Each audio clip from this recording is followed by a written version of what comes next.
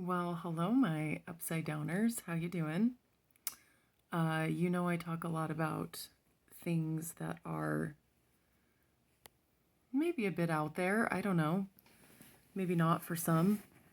But I've been thinking a little bit about childhood experiences and how I thought as a child and how I perceive things as a child. And I often come back to this experience as a child when I cheated on a spelling test, and I don't know why this particular moment stands out to me. Maybe it was one of the first times that I had ever been strongly disapproved of by an adult. So I think maybe it was the emotional experience that stood out to me. I think I had certainly experienced, well, by the way, I should say I was 6 when I was in first grade when I cheated on the spelling test. And I don't I don't remember prior to that. I know I had experienced disapproval from at least from my mother before that. I don't know how much I did from my dad. I don't think I really saw my dad a lot, and so I think it was more from my mother, and but I don't really recall it very much. But I very much remember this day when I cheated on my spelling test. And it's such an interesting convergence of events for me because I I had no reason to cheat on this spelling test. I I have a brain. I have a brain that's perfectly capable of getting very high grades in the art of spelling, and I always did, and I always would if I was to continue to uh, quote unquote learn spelling. And so it wasn't it wasn't a something I struggled with. In fact, it was something I excelled at. I'm a verbal person, and I'm also a visual person. So I can imagine a word when I spell it. So it's interesting in the first place that I chose to cheat on this test. And I also remember that I knew that it wasn't something it wasn't something that adults would that my teacher would want me to do. I knew it was something my parents wouldn't want me to do. Um, but I didn't feel inside that I didn't feel, you know, like rebellious or um, angry and obviously I'm a 6-year-old child. So, maybe my emotional panel wasn't as wide then as it is now, or my emotional spectrum or my emotional nuance. I don't know how to describe it, but I I didn't feel like I was trying to do anything that would be hurtful to myself or to anyone else. But I did decide to cheat, and it's very interesting to me. I remember the process of it. I remember I put my little books up on my little desk on the side, so people can't look. And I pulled out I think it was like a yellow pencil box, and I had copied down, those little strips of um, handwriting paper. They were kind of gray and cheap. And I took out one that I had already written all the words on, and then I just proceeded to just copy it. And it's kind of funny to think because, of course, I was going to get caught. During a test, I'm just sitting there copying from one sheet to the other. And And so this teacher, of course, I mean, I can imagine, you know, this is her job as a teacher in Paul, Idaho, of all places, is to make sure, no one cheats. Uh, and I don't know that she thought of it more than that, but I remember her tall over me with her curly black hair. I remember her, and I remember mostly how it felt to be told just the disapproval, the feeling of disapproval from this woman. It was just like it just about not only did it break my heart in a way, but it froze my body. And a lot of my listeners know that I process whatever this means to you, but it's the only way I really know how to describe it. I process a lot through how I feel in my body. And I didn't know how it was going to feel to cheat. I was 6 years old, I didn't know how that was going to feel. I didn't know how it was going to feel to have this lady above me with black hair, black curly hair, disapproving of me and throwing all this disapproval in my direction. And I'm sure she was just doing it because that's what you do as a teacher. But I remember it froze my body. It made me feel,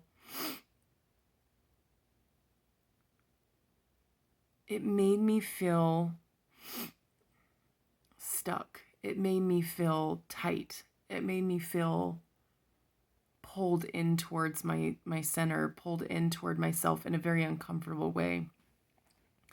So in a way, I suppose it was some part of me was trying to, shame. They say that the feeling of shame is hiding.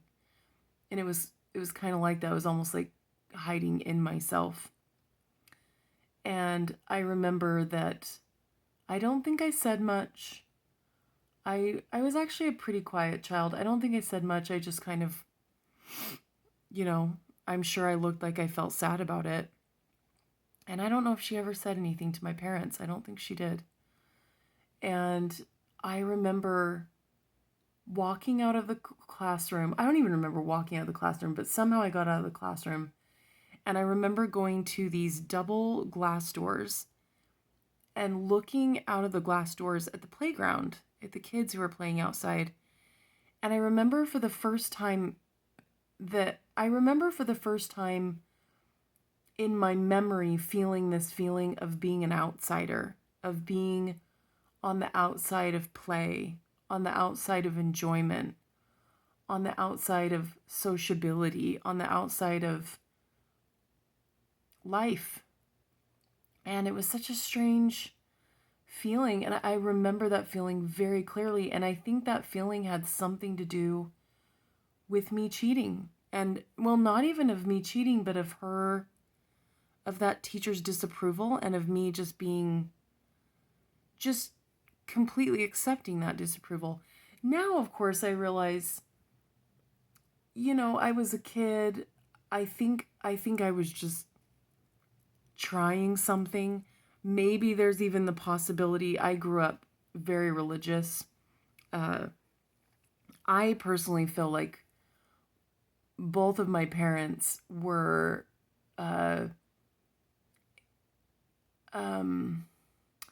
like their level of emotional intelligence was almost nil. I mean, if I'm honest, I just would say it's so low. If there's an emotional intelligence level of 1 to 10, 1 being the most basic awareness of maybe, I don't even know if they had a level 1 of the most basic awareness of emotions and and not even of emotions, but emotional health. I think they were more at a 0. Honestly, because to them, good emotions were, that meant something was good, something was coming from God, and bad emotions were just to basically be never expressed and stuffed away. And they reflected, bad emotions reflected something bad about you. So I almost think their emotional intelligence was at a negative level. And their intellectual intelligence was also very low. It's neither of my parents had a lot of opportunity for intellectual development, and they were farm kids, and they were both kids that were pretty ignored farm kids. They were born later on in the family. They didn't get a lot of attention. And my dad did end up going to university and getting a bachelor's degree, but I think it was a really difficult process for him, and I think him and my mom and some of us older kids in our family had to, experience some sacrifice because he was belated in that development. And So I think some part of me knew that there was no way I could ever tell mom and dad that I had cheated, because I knew in their eyes it would just be, "Oh, no, you're bad." And I didn't, after receiving that from the teacher, the, "Oh no, you're bad. Oh no, I'm so disappointed in you. Oh no, I'm disapproving of you." It was very clear to my little 6-year-old self that I can't tell mom and dad this. This isn't something that they can deal with, you know. I think I think now if I had a child cheat, I would probably sit down with them and go, what were you feeling to make you cheat? What led you to this? Were you, I'd want to hear, I don't know, maybe children don't have that kind of vocabulary, but I don't know. I don't know that I would just talk to them more, read them more stories, and listen to them more, because I would kind of want to know what was in my kid's head, and in their heart. Looking back on it, it's just kind of, I'm still a bit mystified as to why I would do it, because I didn't have any badness in me, you know? I don't even think it was bad what I did. It's just I anyway, I think you get what I'm saying. Um so there was a lot of pain in that, and looking back on it, I associated the pain with the guilt of cheating.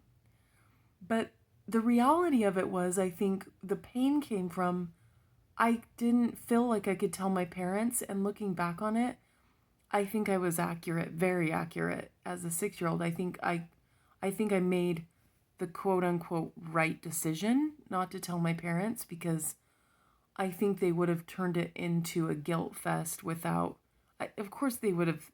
My parents were religious, and that's just what you did when you were a Mormon. You scolded your child if they did something quote unquote wrong. But I guess there's always the idea, like, can a 6-year-old really do something wrong? Is that really even possible? I don't know. I don't think I did anything wrong. I know my heart wasn't in a bad place. I was just, I'm gonna cheat on my little test today. So just a little girl. It's just so funny to look back on that and just think I really wasn't even doing anything wrong.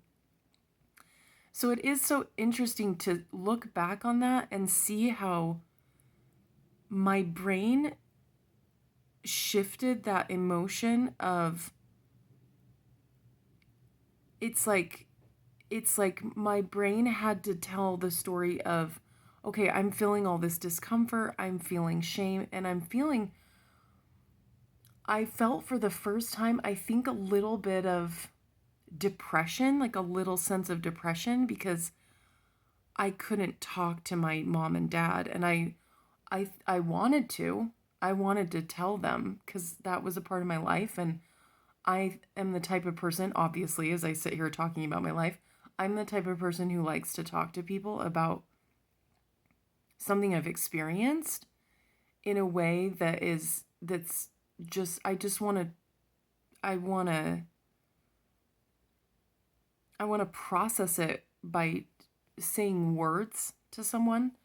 So I think some part of me didn't feel good. Some part of me maybe even felt a little emotionally sick, because I couldn't say the words, because I knew, well, I'm going to get more disapproval and I'm going to get more guilt. And so what a weird cycle, right? That I was getting more and more, like, negative emotions from not talking, but at the same time I knew I would get more and more negative emotions from talking, because at the time, really, the only people I had to talk to were my mom and dad, and they weren't people I could talk to, you know. So it's kind of interesting to look back on that. Sometimes I honestly think, I'm not a parent, but I've been a preschool teacher. I've taught first grade, I've taught second grade, I've babysat. I was I was the favorite babysitter in the neighborhood. I've probably babysat hundreds of kids. I was the dusty den girl at the airport, and I took care of the kids at the airport while they were waiting for their parents. And I've been a nanny, and I've just worked with so many kids, and I have watched their interactions with their parents. And sometimes I think parents underestimate the depth of what their children are receiving from them or not receiving from them. And I know parents don't want to feel more guilty than they already do, but I think parents underestimate how much their kids just kind of want them to be really open and open to anything that kid will say and anything that kid will do. And also not, I also think kids are begging for their parents not to have a quick reaction when they do something quote unquote wrong. You know, I mean, how cool would that be if the teacher had told my mom that, or if I had known that my mom was the person I could talk to, how cool would that have been if I had come home and said, and I was crying and I said, Mom, I cheated on my spelling test. How cool would that have been? How cool would that have been if she got down on her knees and looked in my eyes and said, you know what, Aviel, I'll love you no matter what. And, you know, I'm your mom, I love you. And if she had hugged me and said, do you want a popsicle? Do you want a story? And then she had given me, you know, spent some time with me. And then how did you feel when the teacher talked to you about that? You know, because I don't know. I just look back on it and I didn't need to know what was wrong. I mean, maybe there's a lesson in there somewhere about why do you think that it's not advisable? I mean, I know you wouldn't use these words with a 6-year-old, but why do you think that teacher didn't want you to cheat?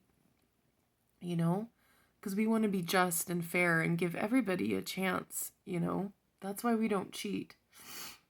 And I mean, God, like, I just think about that, how cool that would be to have a mom or a dad or anybody who was there to go, you know what, I love you no matter what, and give you a hug, and you're safe with me no matter what you do, you know, because every little kid,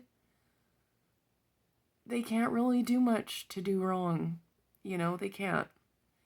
And so it's really interesting to look back on this incident that is so memorable to me for so many years later.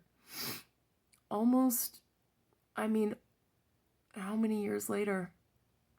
About 35 years later.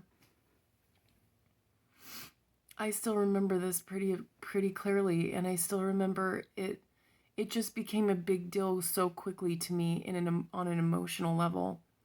And it didn't have to, you know, it didn't have to be something that closed me up, you know, it didn't have to be that way.